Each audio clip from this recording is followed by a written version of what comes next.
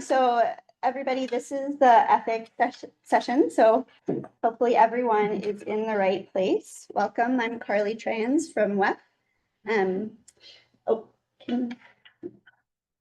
I don't have control over the slide.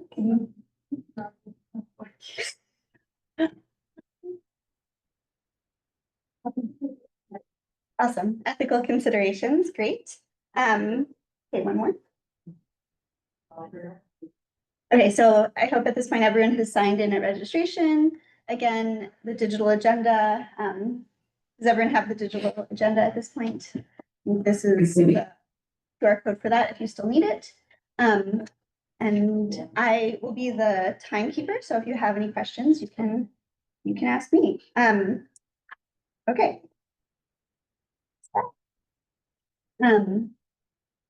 Okay, so Sarah Philo is your moderator today. So Sarah is a postdoctoral research associate and the project manager for the Rewater Center at the University of Southern California, Department of Civil and Environmental Engineering. So her full bio is available in the program. But I will pass it over to Sarah. Amazing. So thank you all for being here. We're just going to start with some brief presentations from our panelists to sort of set the scene of what we are going to be doing today. So first, we will hear a presentation from Erin Laird. Erin is the Director of Emerging Infections at the Association of State and Territorial Health Offices. No, take it away. Can I control from here or should I just be saying next slide? Okay. So hi everyone, I'm Erin Laird. I'm the Director of Emerging Infections at ASTO, or the Association of State and Territorial Health Officials. And I'm really pleased to be here today to talk to you all about I'm going to be pointing here because that's where I'm seeing slides. Ethical considerations for wastewater surveillance. My work has focused on ethical considerations for wastewater surveillance as it relates to infectious disease. But I also recognize that many of you may be struggling with questions or dilemmas related to targets outside of infectious disease. And I think some of the other panelists will speak to that, but wanted to at least note that. Next slide. So probably preaching to the choir here because you all chose this session, but I'm really here to just kind of set the stage for the rest of the panelists who are actually doing the work at the state levels, state and local levels. But why are we talking about ethics? So as use and visibility of wastewater surveillance expanded, in particular as it was used as a strategy during the COVID-19 pandemic, it also really illuminated the ethical dimensions as in the process. And public health policymakers and practitioners have been seeking guidance for how to grapple with some of these ethical dilemmas. And this is true for wastewater, and it's also true for other areas of public health, and yet there's really rarely support to address ethical issues. Next slide.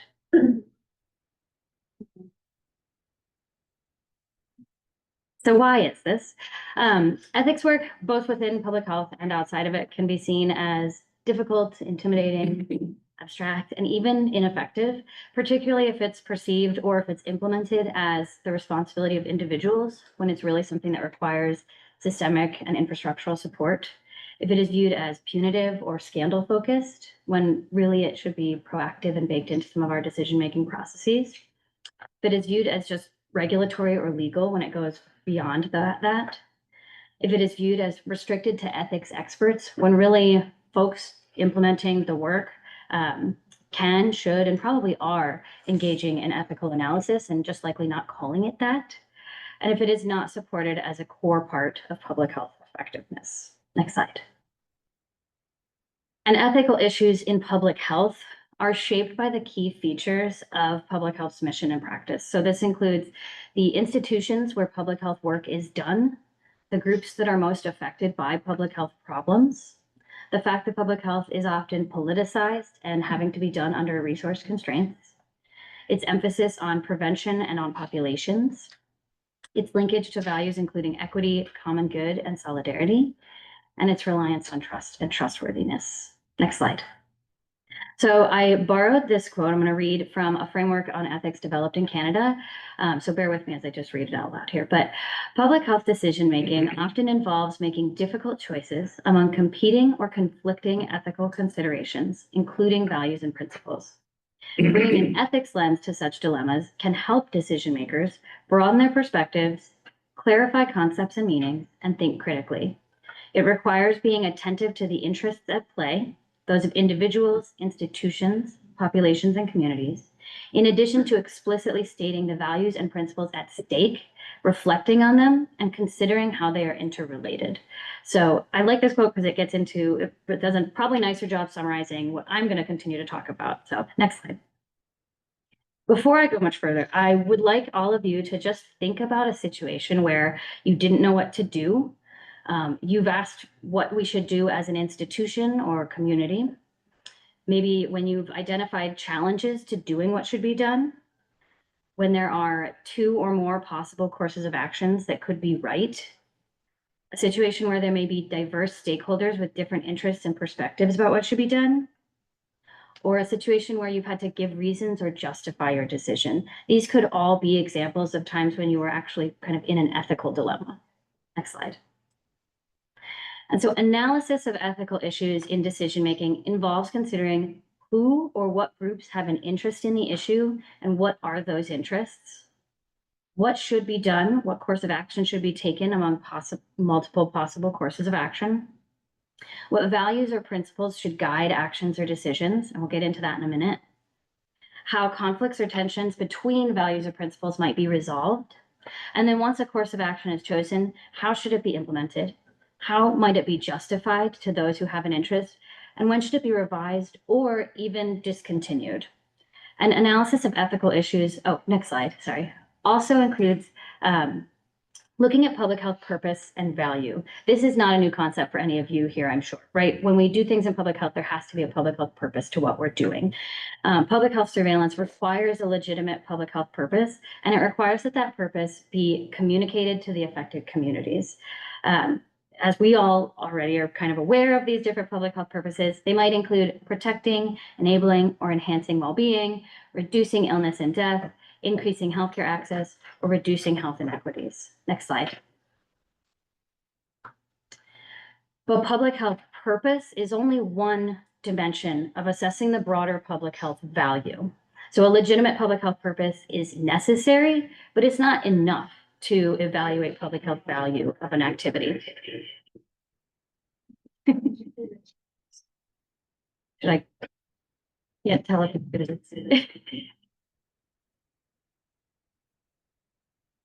Okay. Okay. Nobody wants to hear themselves twice. Yes, so it's not enough to determine public health value. For that, you have to also be taking into account things like scientific and practical considerations that some of the speakers yesterday talked about when they were thinking about how to assess whether or not they're going to pursue a new target or something like that. And so on the right-hand side of the screen here, there are some examples of questions that might help to assess that public health value when considering the trade-offs. So some examples of these questions are, what are the implications of not doing the wastewater surveillance? How does wastewater surveillance complement other ways of understanding population or community health? And what are potential uses of the information that do not align with legitimate public health purpose? And weighing public health purpose with some of these other dimensions can be as simple as looking at something like weighing the risk of stigmatization with the benefit of conducting wastewater surveillance. Next slide.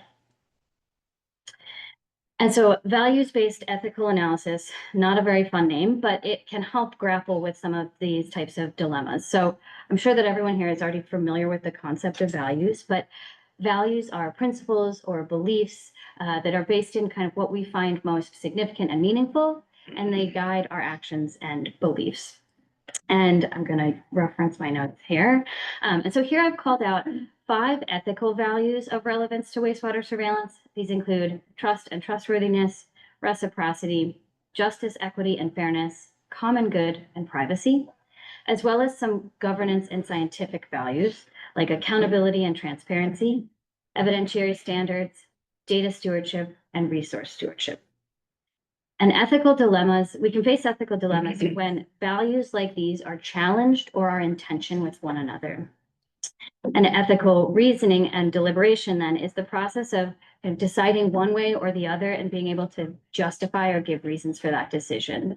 And one method of reasoning proceeds by simply asking questions about the decision or program under consideration, with the responses being informed by values such as these. And again, this is probably a process that folks in doing this work engage in regularly, just maybe not with this, maybe certainly not calling it ethical analysis, and maybe not with the tools to support the process. Next slide.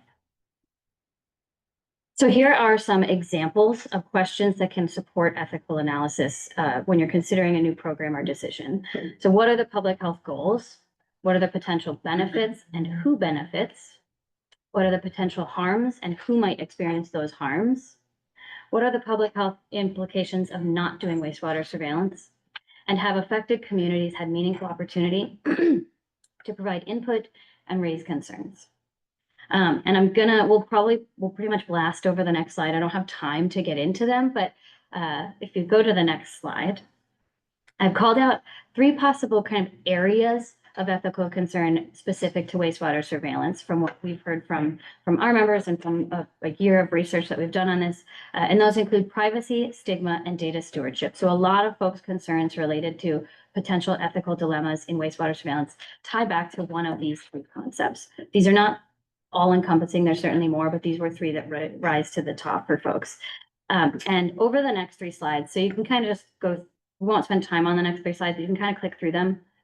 We've outlined some questions for ethical analysis, planning, and decision-making related to these 3 topic areas. And I know, frustrating, I'm not stopping on these slides at all. I want to make sure we have time for the other panelists here. But next slide. And I'll show you in a moment where you can access those questions. But just as a couple of key takeaways for the rest of our conversation and setting up the next panelist, ethical analysis is critical to inform and justify decision-making related to public health activities, including wastewater surveillance. And unfortunately, it's just not something that can be a checklist. There's no where you check these 3 boxes and yes, this decision or program is following ethical guidelines. It really requires a process of deliberation and analysis that takes into account things like public health purpose, ethical values, and a number of other factors that I've discussed. So next slide. This is where you can access this. So I've really buried the lead here, but in February 2025, ASTO released a framework for addressing ethical considerations in wastewater surveillance. And all of the content that I've reviewed today and a lot more is available here. If the QR code doesn't work or anyone has issues, just let me know and we can get you a copy of that. But I think that's it. I want to make sure there's enough time for the rest of the panelists, and I believe we're passing it to Corinne. Yes. So our next panelist is Dr. Corinne Lengsfeld. Dr. Lengsfeld is the Senior Vice Provost for Research and Graduate Education at the University of Denver. Are you able to hear us? Are you able to share the slide? Yep, I can hear you, and I'm going to share my slides. Can someone pull up her I think she's sharing. there we go. There we go. Corinne, can you wait a second? Can someone try and pull up the camera again, or the video box so we can see her? Do we do that on our end? Good thinking. Sorry, we're just making sure that everyone can see you when you're speaking to us, so it's not just No problem.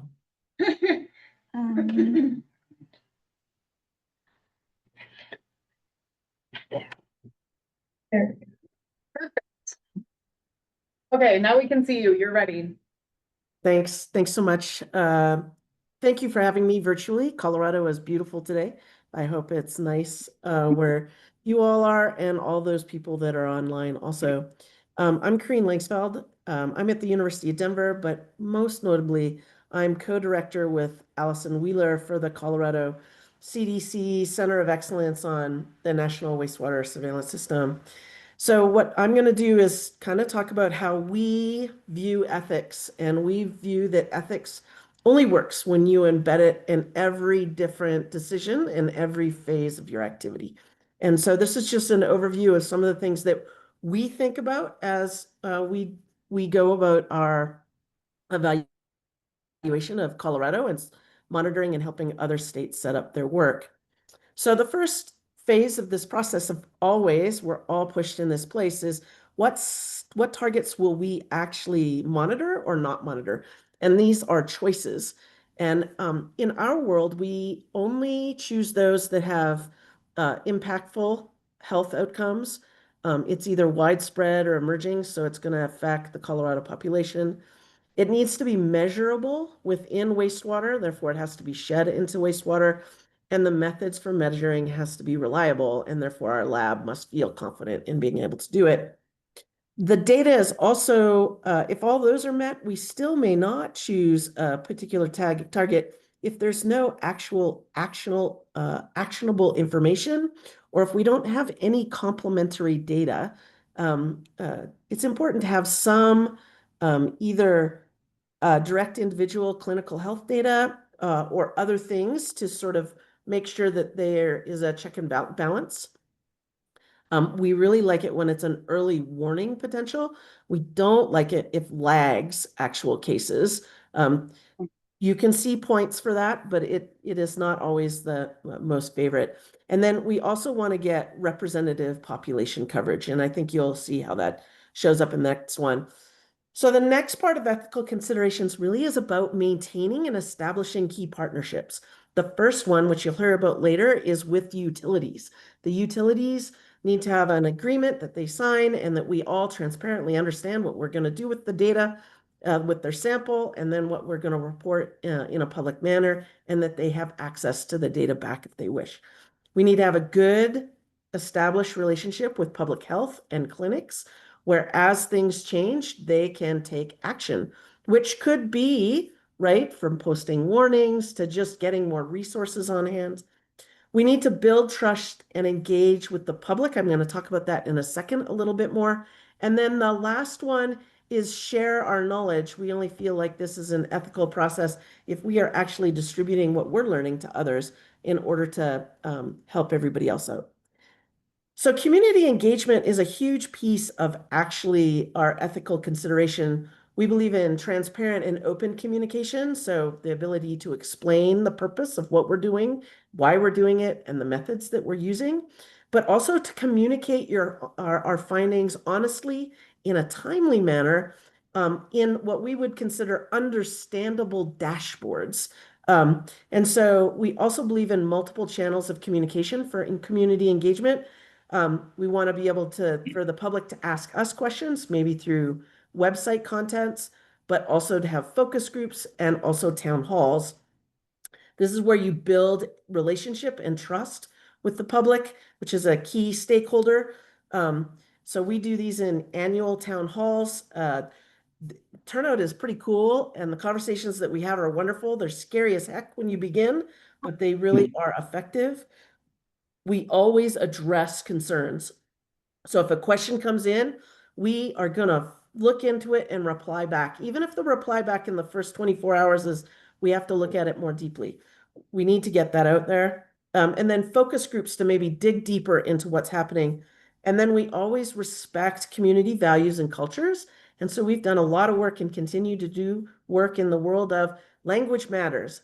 Using language can actually alienate a population or even make what you're doing seem much more suspicious than the actual work that you're doing, which is for the greater good. I also think there's an element of ethics in the laboratory. We are, of course, dedicated to continuously refining methods, but if we're going to change a method, we announce it, we do it smoothly, we have an overlap period so that everybody understands how the data might change. Also, if we're starting up a new target, we'll pilot it in a behind the scenes way so that we build up our internal confidence and that we understand what types of actions can be taken before we release it.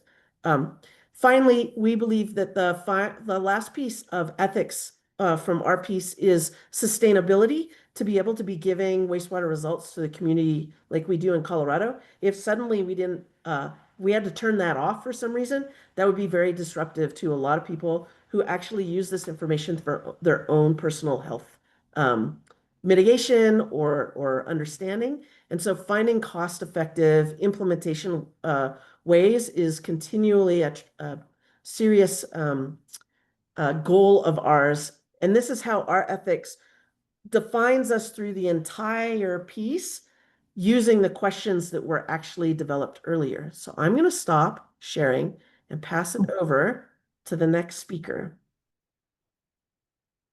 Great, thank you. I guess we'll give it a couple seconds to redo the slides so we can see the slides on our end. But in the meantime, I'll introduce our next speaker, who is Anil Mangla. Dr. Mangla is a nationally recognized public health leader with over 30 years of experience across different sectors. His full bio, as all of the full bios are on the website. So whenever we are ready, here we go. Okay. So good morning, everybody. How you doing? So today is different. It's hands-on, so I think it'll be easier, but more opportunity for questions. So I want to thank Corinne and Erin, and this is, not a coincidence, but what they have discussed really aligns with what I'm going to talk. So, talking about the partnership, number one, talking about the ethical framework, how we have now put that together in our so-called wastewater surveillance in Vegas. Next slide. So as you can see, this is very clear showing the strong partnership that Vegas has. So it's, these are some of the very key players. So the key players are the Department of Health, University of Nevada, Las Vegas, and of course our utilities, right? We have two utilities that we work very close together with, and so they are there. So it takes this village to really make a successful wastewater surveillance program. Next slide. So when we're looking at what wastewater is about, so think of Vegas. We have almost 42 million visitors a year, right? Depending on events, we get almost a million visitors every week. So it's a very different scenario when you look at other major cities. We're talking of the World Cup and we're talking of these mass gatherings. We have that all year around. So for us, it's nothing new, nothing to prepare. It's business as usual. When we get bigger events, we all get together. We identify what are, these next steps, how we're going to report. And then the third important thing is the communication, right? How do we communicate this information to the public to cause, a impact, but avoid panic? We also then look at our, the infrastructure challenges, right? We have a very transient population, like we say, with the visitors, high hotel density. And because of the density, we want to make sure that visitors are safe. How do we keep them safe? What information is provided? But again, in the background, we're also looking at all the ethics. Now we go more into the epidemiology part of it, right? And you look at the epidemiology part is what we call wastewater is just an additional tool in the toolbox of all these other surveillance systems that we use.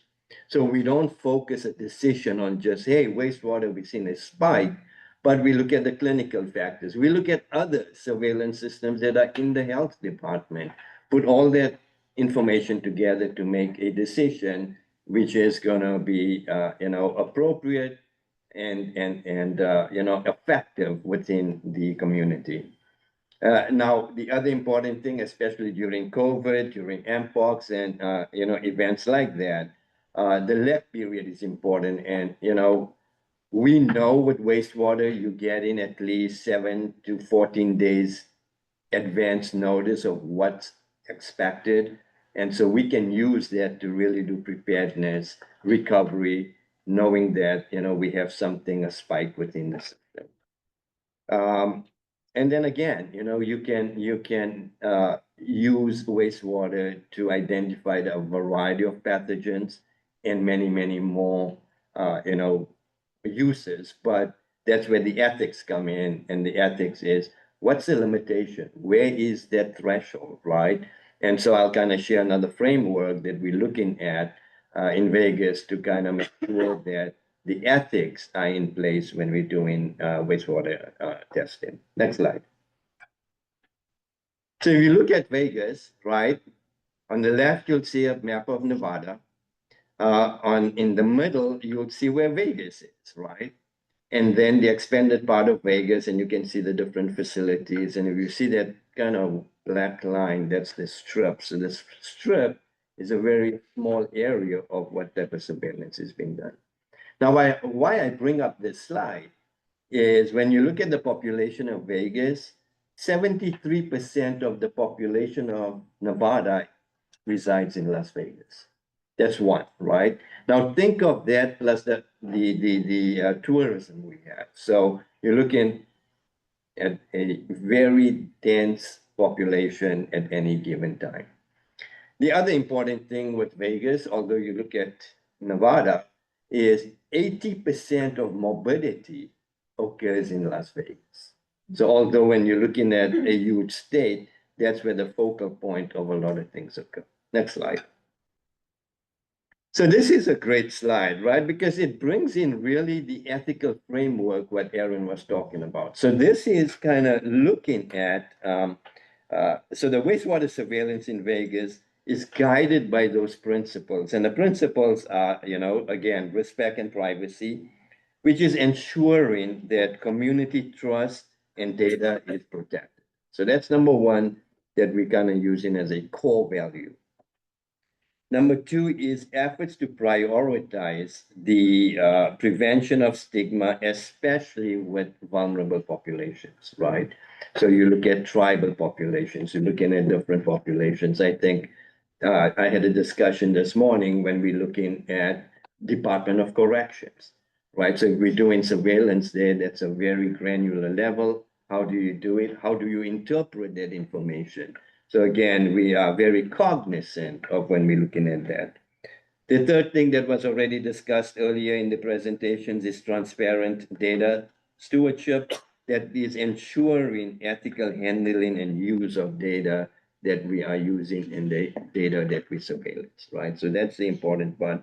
And then all practices that we have are grounded in justice and equity, which is then promoting inclusive public health action, which is going to be also, key, fundamental what we do in Vegas. So next slide.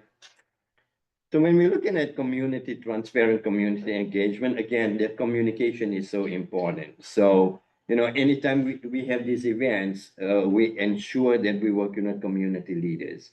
So, nobody's blindsided. They know what information is going out. We also want to make sure that the explanation of those and what the limitations are. And I'll kind of go into more details with that. But there is limitations on wastewater surveillance. So normally, if you guys have dashboards in your cities or states, media will kind of query, hey, why is this spike? The spike may mean, okay, this is it, but does it then really align with the clinical, cases? So again, that transparency and interpretation of the data is so important, right? And then working with local businesses, with us, it's, with the hotels, casinos, and making sure that they're aware of what information is going to be going. Next slide. So this is a great slide, and this is where the transparency comes in, right? It's a very busy slide, but what I want to kind of share with you is this was the Formula One Grand Prix that was, I think, last November. But you can see on the right, and I have another slide on that, really shows the surveillance that takes place within Vegas, but also kind of taking into account the ethics behind it, right? So going to the next, just kind of giving you, there we go. So this is going to be presented at the CSTE. But if you look at the middle part of it, right, look at all the surveillance systems that really go in. Oh, can you, next slide? Next. Yeah. So this kind of shares with you, right, the different surveillance systems that are used to really develop what's called your daily situational awareness report. So that's the report. You can see all the greens, you can see yellow, red. What that is telling you is the thresholds. So the reds are telling you that's, a threshold that we have identified with wastewater of what actions we need to take, right? So that's really important because the action is going to need to be, this is again, remember, wastewater proactive. Proactive means we want to alert, right? So this gives you that concept. Can we go to the previous slide now? Yes. So then communication. So once we get that alert with all that surveillance systems, you can see this is actually a communications or a press release that goes out. So during one of the events we had a spike in norovirus, right? As soon as we saw that, we know that this is norovirus. What do we do? So there has been already detected in wastewater.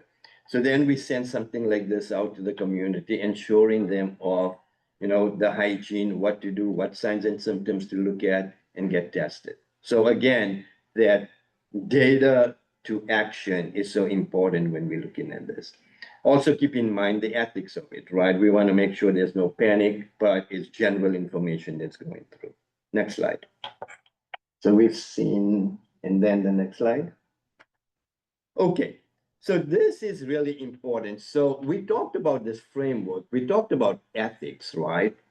So in Nevada now, the way we're looking at it is how do we develop a regulatory framework for wastewater surveillance? So it takes 5 different pillars to really do this. Pillar 1 is your definition. Now, what is that definition?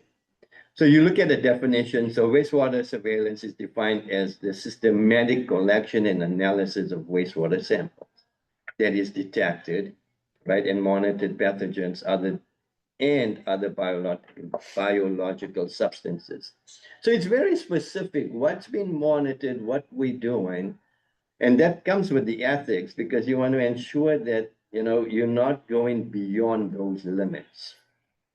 Then the scope of monitoring, right? What are we monitoring? And this brings up the ethics of a question I brought up yesterday in the meeting, regarding the MUF price stone, right? So again, when you're looking at this, it's clear what's going to be monitored. Then the purpose we've talked about already. Everybody knows our purpose in public health to do this type of surveillance is being proactive, ensuring we can contain outbreaks as soon as possible, and then also look at different mitigation steps. And then you also can use wastewater for recovery, right? So you're looking at these baselines. We monitor baselines very closely. You look at a spike, and then you look at remediation, and then the baseline. I do want to share that the Vegas baselines are very different. I'll give you a norovirus example, right? With all the restaurants, we have tourists, our baselines compared to other cities is going to be much higher. So again, that interpretation of data is so vital because it takes, a lot of people to sit around and kind of decide, is this going to be that next trigger? What is going to be the trigger to avoid any panic?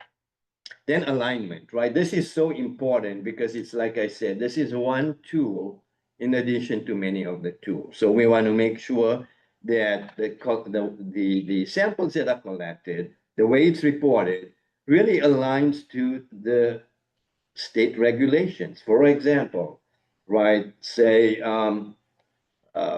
we'll talk of measles, right?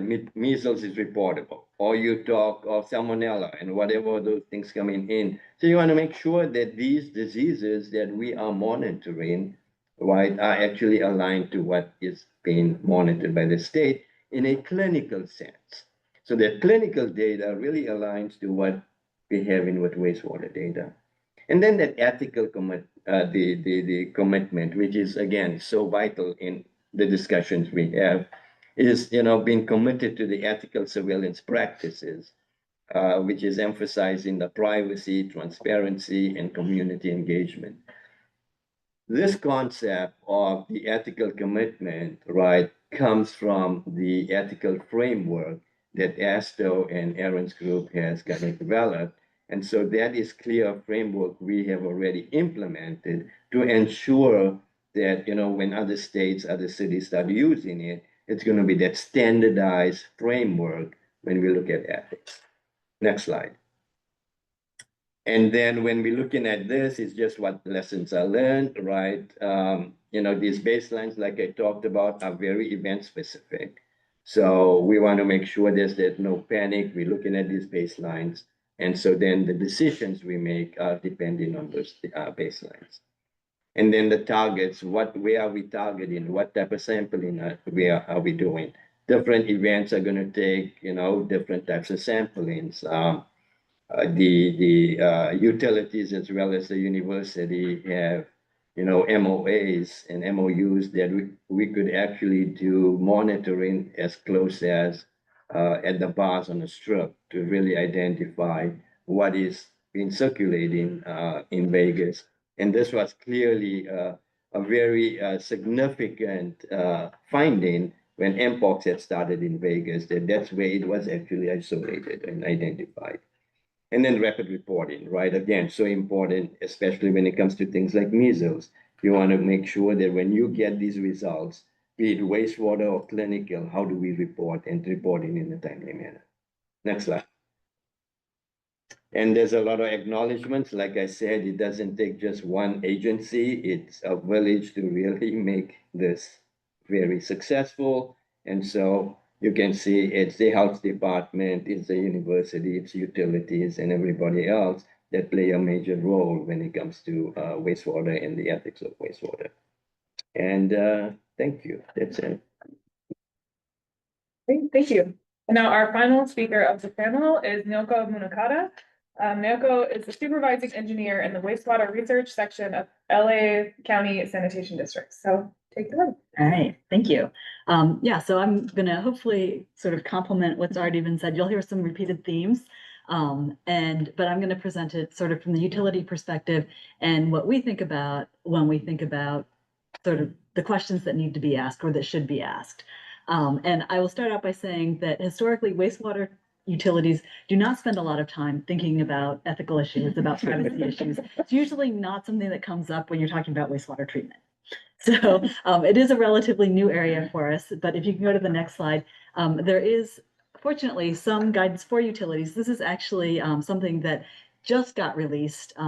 It is a checklist for utilities for questions that utilities might want to ask if they're thinking about joining a wastewater surveillance program.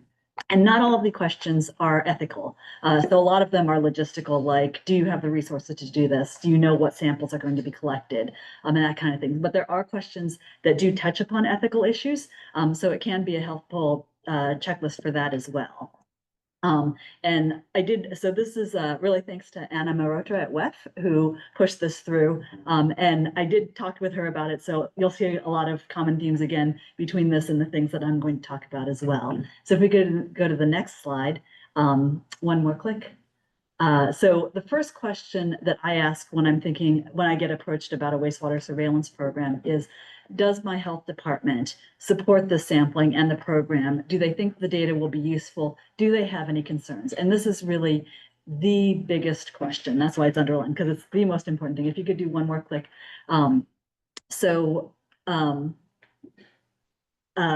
Basically, like I said, utilities don't spend a lot of time thinking about these issues.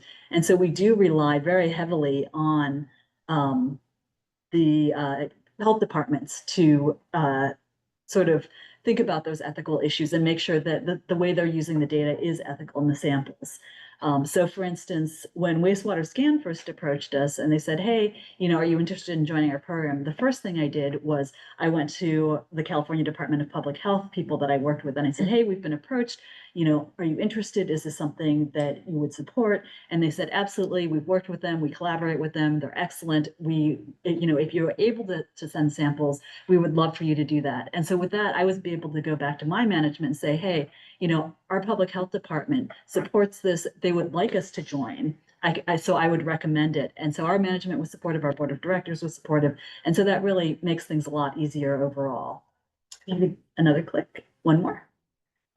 So that's the question, the one question that's wastewater surveillance specific. The rest of them are all questions that I ask pretty much anytime someone comes to us and wants samples or data. And the next question I ask then is the purpose relevant and does it align with the utility's missions and needs? So wastewater surveillance doesn't really meet one of our needs. We don't need to know the wastewater surveillance data to be able to operate our wastewater treatment plants, but it does align with our mission because our mission is to protect public health and the environment.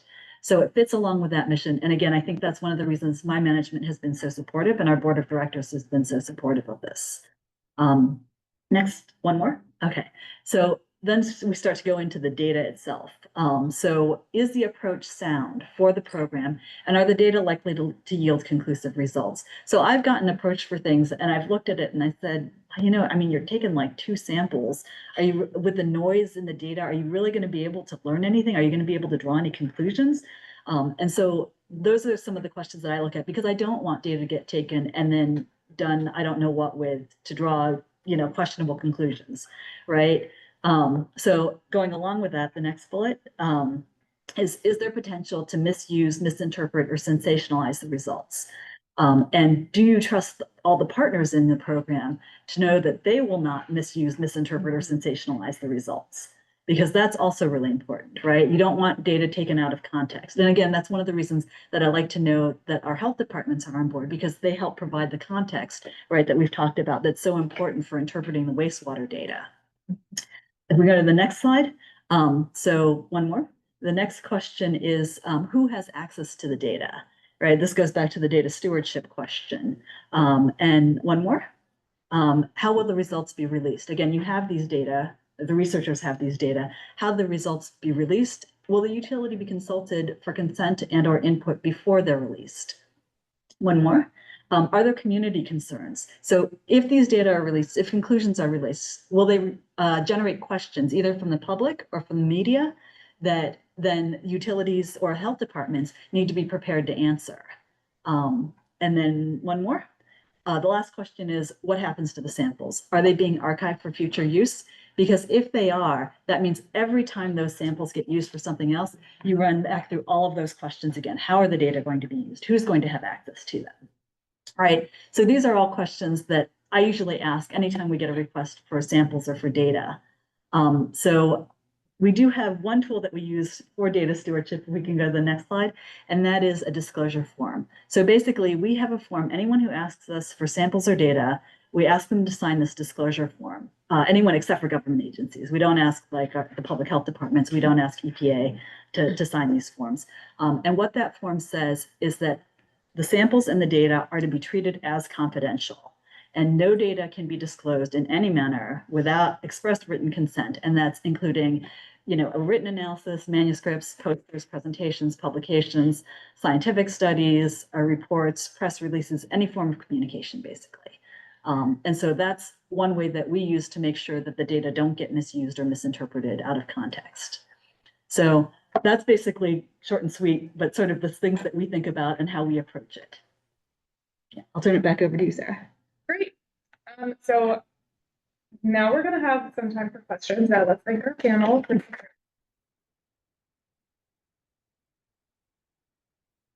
If anyone has any questions, I will open the floor to you all first. I know that there's regularly a lot of conversation around ethical things. We don't have to do questions. We can have a discussion. Otherwise, I have some things prepared, but see one hand going up in the back. If you could introduce yourself first. Oh, hi, I'm Naoko Munakata. I work at the city's youth and health department. And actually, a question: how many requests for samples do you get? Like, as a public health department, I feel like many people reaching out to our utilities, but it's funny to hear.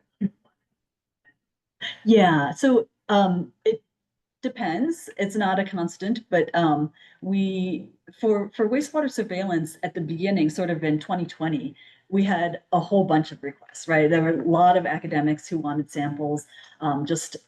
We probably had, I don't know, 20 or 30 requests. And so now it's slowed down quite a bit.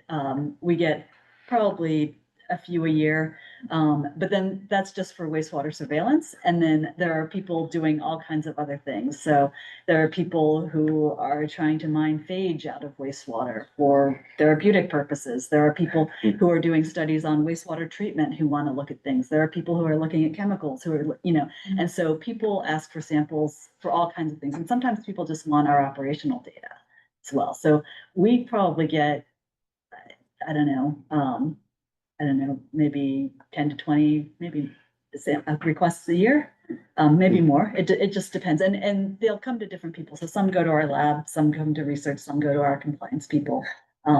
Yeah. So I'm not sure I even know what all of them are. I know I'm definitely responsible for. Like, we just sent you a paper this week. Are there any other questions, comments, points of discussion? There's several questions in the chat. If Oh. I can read them, maybe would we be? Sure. Yeah. Did you read them? Yeah. I don't see the chat. Maybe. Yeah. We have a question here. Corinne's gonna read the questions in the chat, so we'll alternate in room and on the chat. Okay, we got the first question from Christina, like, thanks to all the presentations for the informative and related section. I have a few questions I'd like to insight on remote wastewater samples from individual aircraft and from airport treaters combined collection points.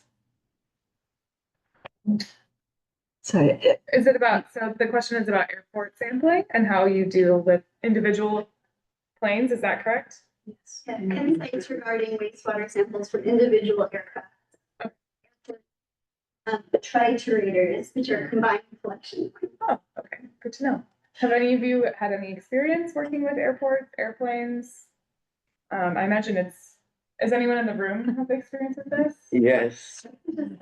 We did some sampling outside of one of our airport terminals. It really depends on access. And also, negotiating the terms of the access. Obviously, an airport is a very secure site, so you're not gonna get on the runway to try and do sampling, but there can be off-site sampling and we work with our utility in that area to identify a place that was safe and accessible to sample from a terminal, but I know others sample directly from the discharge from the planes too, if they're looking at specific flights, focusing on traveler health too. And for Vegas, what we also doing, so the University of Nevada, Las Vegas, they work very close with our airports as well, and close enough that, they're doing sampling outside of the airport, but also at certain points coming right from the airplanes, depending on what type of terminal we're looking at. Are we allowed to speak if we're remote? Yes, absolutely. Great. So this is still, Christina, if you don't mind me digging in a little bit more on this question. So particularly given that this track is about ethical considerations, one of the things that we wanted to get a lot of brains inputs on is that with the testing of the samples that come from a specific aircraft, it could potentially be possible in a scenario to identify maybe down to the person level if that information ever were combined, for example, with the flight manifest. But obviously the passengers who just thought they were taking a flight and had to use the facilities during the flight have not done a consenting process, right? So then we might have data or have found information that we might consider of public health relevance or might want to act on, or we might have information that the airline finds dangerous for stigmatizing reasons. I think one of the presenters mentioned stigma. Doing contact tracing for a known traveler who exposed people on a plane is a totally inverted scenario from what we might be doing if we found a pathogen of interest or concern in wastewater and then potentially had the ability or were pressured to identify an individual. And we're interested in the ethical guardrails or discussion or thoughts that people had around being in that situation as public health practitioners. Go ahead. Rita Katz from Anchorage, Alaska. And COVID first came to Anchorage on a plane. We're a FedEx hub for Asian traffic. People don't realize that. Any plane to Asia refuels in Alaska. And that's how we got it. That was our inroad when the ability to test airfields and airplanes came about that we were able to use to get some support for that. Every airline reacted differently. Every air cargo airline reacted differently. We made the preliminary choice and decision that a public health emergency outweighed any other consideration. So we would choose to test if there were a public health emergency to gain whatever information was possible to gain to prevent and mitigate that emergency. And then we would look at ways to implement that with the utmost respect, dignity, concern for privacy, etc. But first we made that choice. When, for example, testing began for Mpox, now we had Mpox cases in Alaska, quite a number of them. You would be surprised at the kind of city Alaska is and our population diversity. But it was not a public health emergency to the extent that COVID was. So we did not test individual airplanes or at the airport for that. Now, another consideration that I think is very important for a lot of us is the political consideration. Because when the old mayor who did not believe in COVID was elected out of his term, he became the airport manager. That was his appointment by the governor. So the entire scenario of testing there and what we could test for changed. And you sort of have to roll with the punches because for many of us, wastewater testing is our only data. We have no clinical data to compare it to.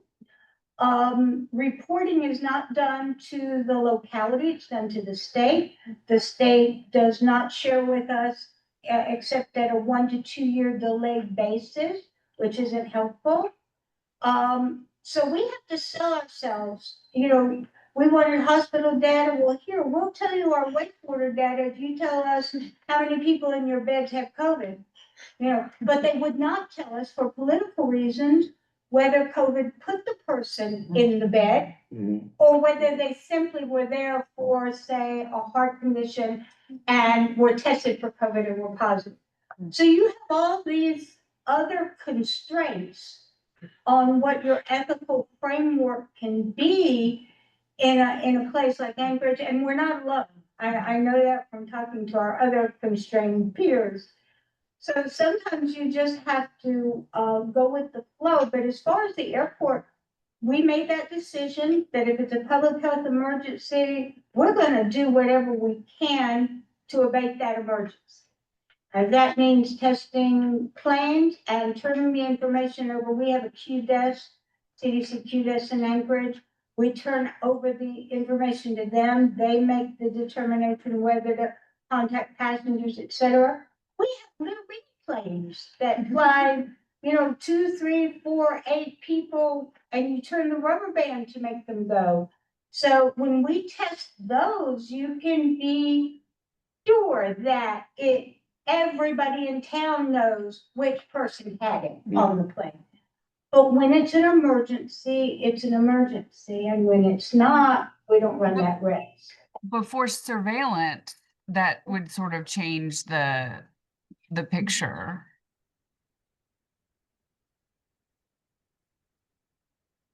We have some more questions. I think we need to get some other questions answered. So Yeah. if we could move on, maybe if there's a question in the room, we have 2 more questions in the chat. We also have to share.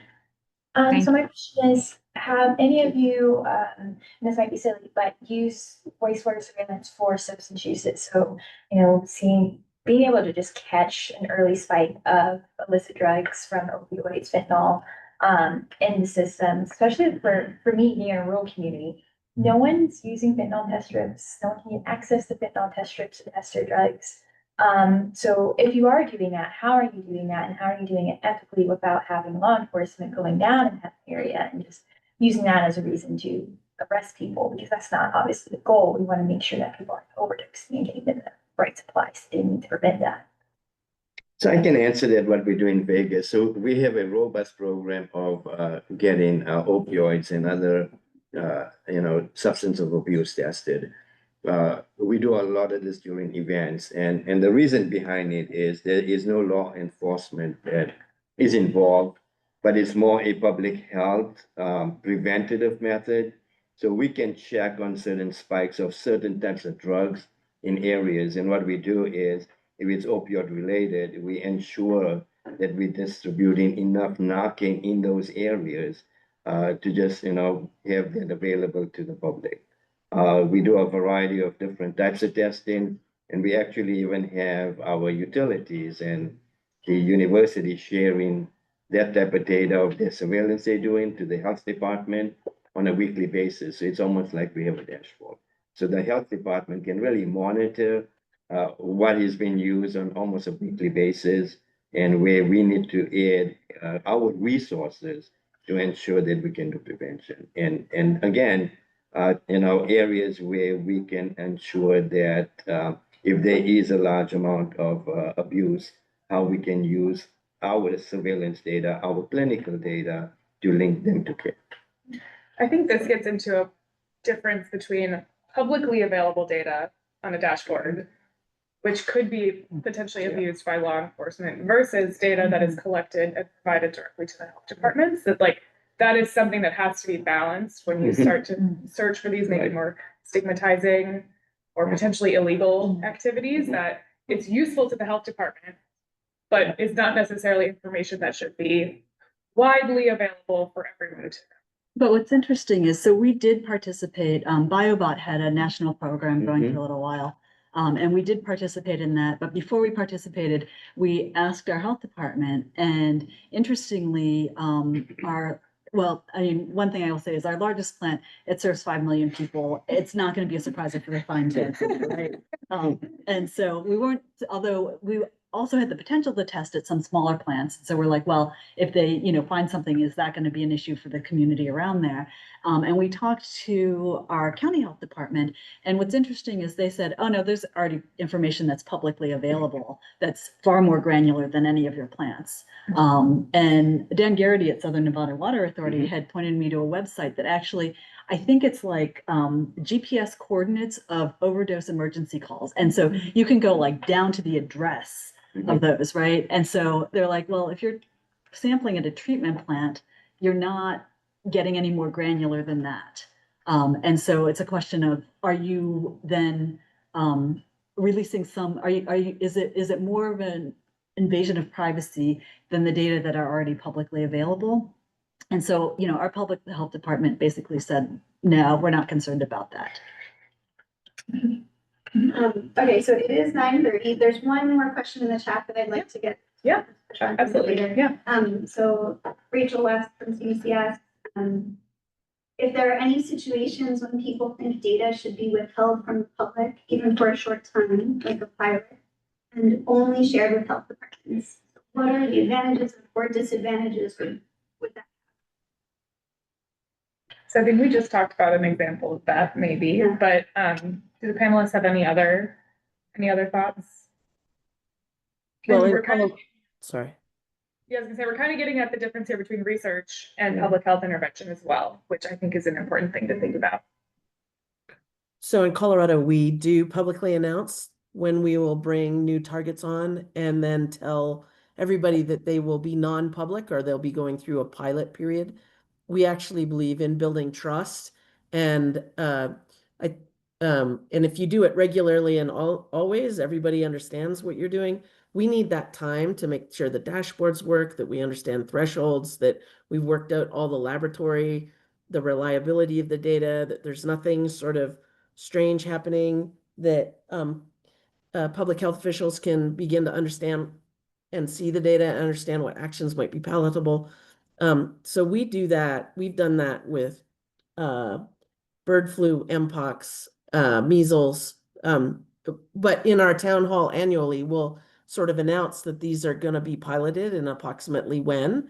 And we're transparent about what we're doing from a public health sense. But we definitely go through a significant period of time, 3 to 6 months where we're piloting before data is actually released publicly. We don't get pushback on it, at least anymore. People get our process and they understand what we're doing, and they seem to be pretty fine with it. Great. Let's thank our panel once more. They'll all be available for questions, but I think this is a really great intro discussion to our activity today. Thank you.